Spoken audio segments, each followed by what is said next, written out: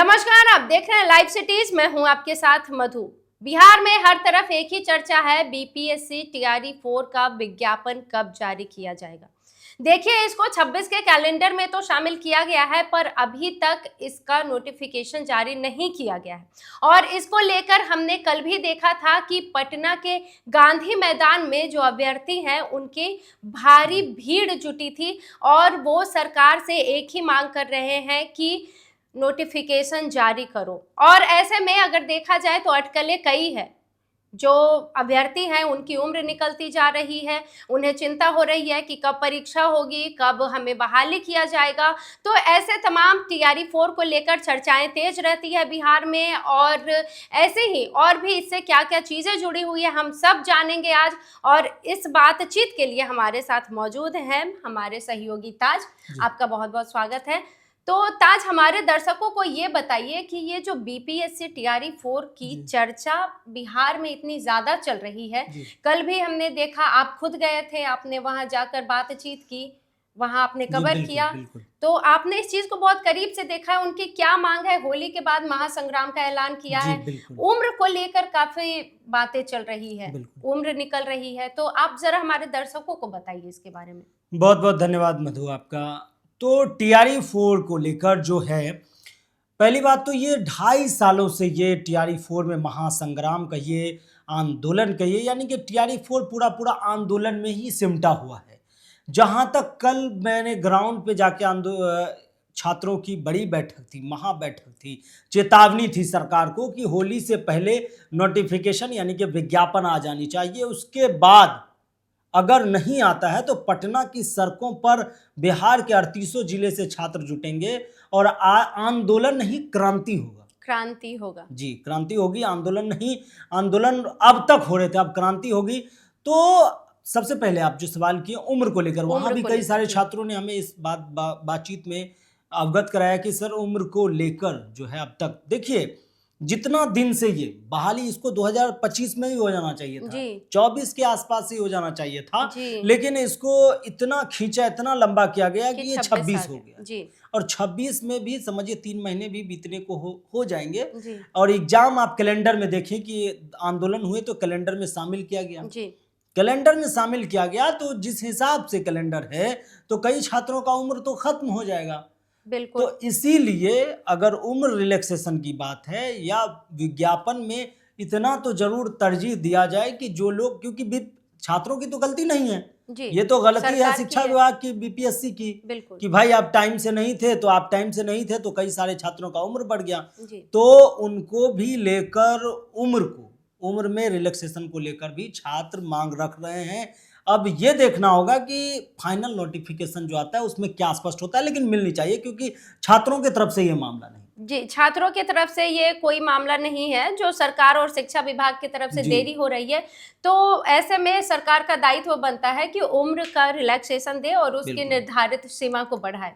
लेकिन ऐसे में एक और जो दिक्कत है, अब देखिए जो 24 और 26 के सेशन वाले लोग हैं, उनका ये कहना है कि हमें मौका कब मिलेगा। बिल्कुल, उनको ये सवाल भी आप जायज किए और ये छात्रों की ही मांग है। और हम लोग हमेशा से छात्र हित का ही बात करते हैं कि उधर से क्या सवाल आ रहे हैं।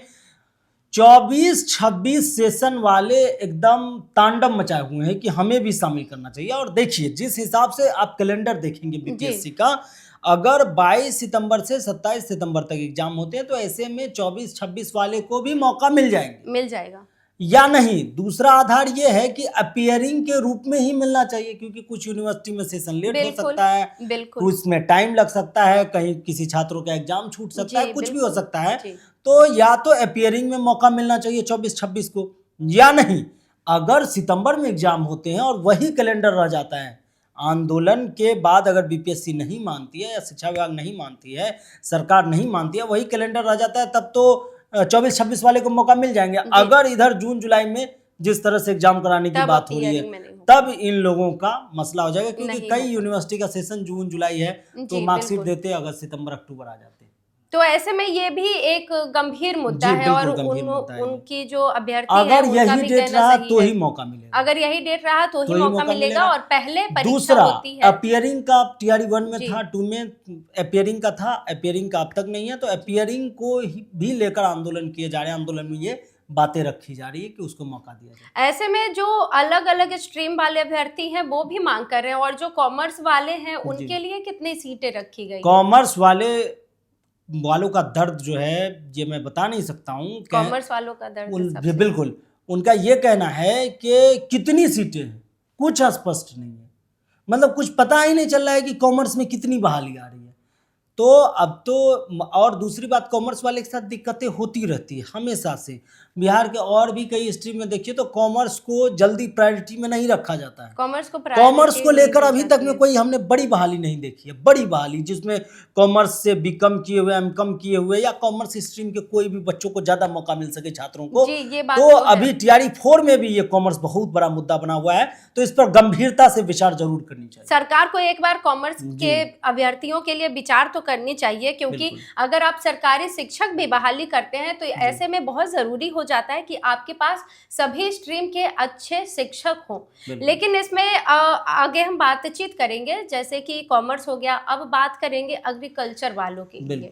क्या उनको इसमें शामिल किया जाएगा? उनके लिए क्या है वो जरा बता दीजिए। एग्रीकल्चर की कई छात्रों का कहना है कि सर हम लोग जो है एस्टेट तक क्वालिफाइड है, लेकिन फिर भी उन्हें मौका नहीं, एग्रीकल्चर के बारे में नहीं सोचा जा रहा है। कहा जा रहा है बाद में सोचेंगे, इस दिन सोचेंगे, उस दिन सोचेंगे। तो एग्रीकल्चर में जो भी छात्र हैं वो सब एस्टेट क्वालिफाइड भी हैं,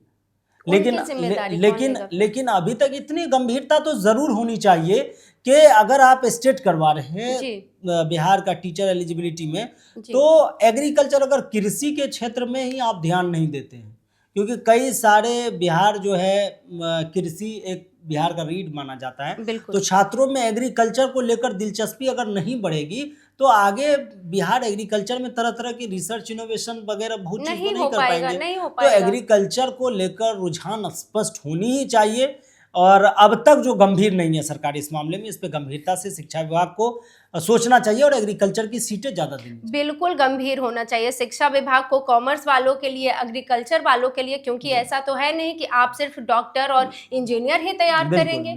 आपका जो राज्य है वो हर क्षेत्र में आगे होना चाहिए। एग्रीकल्चर को लेकर मंथन कई दिनों से, पिछले 2-3 सालों से निष्कर्ष कुछ नहीं है। बिल्कुल निष्कर्ष कुछ नहीं है। अब देखिए ताज, इसमें एक और महत्वपूर्ण सवाल ये भी हो जाता है कि सरकार ने कहा था कि कंप्यूटर वालों के लिए 26,000 सीटें रखेंगे। शिक्षा मंत्री ये बोले, लेकिन एक तरफ एग्रीकल्चर वाले हैं, एक तरफ कॉमर्स, लेकिन जो म्यूजिक टीचर है, जो फिजिकल ट्रेनर है, और ये कंप्यूटर वालों के लिए 26,000 बोल दिया गया है, तो फिर इनका क्या होगा? जी बिल्कुल, आपका सवाल ये बहुत दिनों से ये सवाल ट्रेंड कर रहा है। 26,000 कंप्यूटर टीचर में विधान परिषद में उस दिन जब सवाल किया गया था, एक विधायक आईपी गुप्ता सवाल किए थे कि कंप्यूटर शिक्षक कितने हैं। उसके बाद संदीप सौरभ सीपीआई के खड़े हुए, तो शिक्षा मंत्री इस जवाब में बोले, और शिक्षा मंत्री कई दिनों से, जब से कंप्यूटर की और म्यूजिक टीचर का और इसके बाद फिजिकल टीचर की बातें हो रही है, तो वो कह रहे हैं टीआरई 4 के बाद, टीआरई 4 ये एग्जाम होने दीजिए।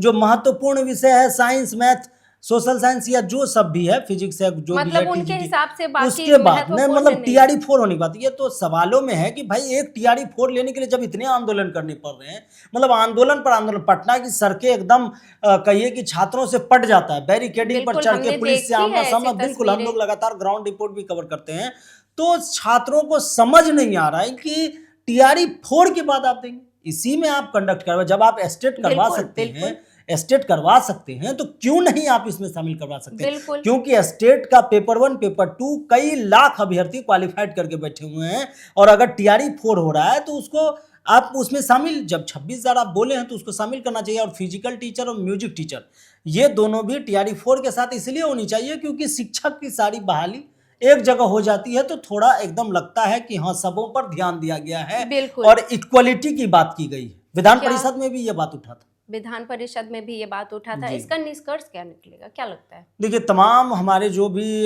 छात्रों के मन के सवाल थे, आप वो भी सारे सवाल जी। ले लिए। 24-26 को शामिल किया जाएगा नहीं। जी। सीटेट वालों का भी हमने मुद्दा उठाया है। बिल्कुल। स्टेट के पेपर 1 पेपर 2 हुए, तो विधानसभा में कहा गया कि कंप्यूटर के अभी तक 407 ही रिक्तियां, जो इस तरह से सवाल जवाब हुए उसमें 407, तो ये तो नाइंसाफी है।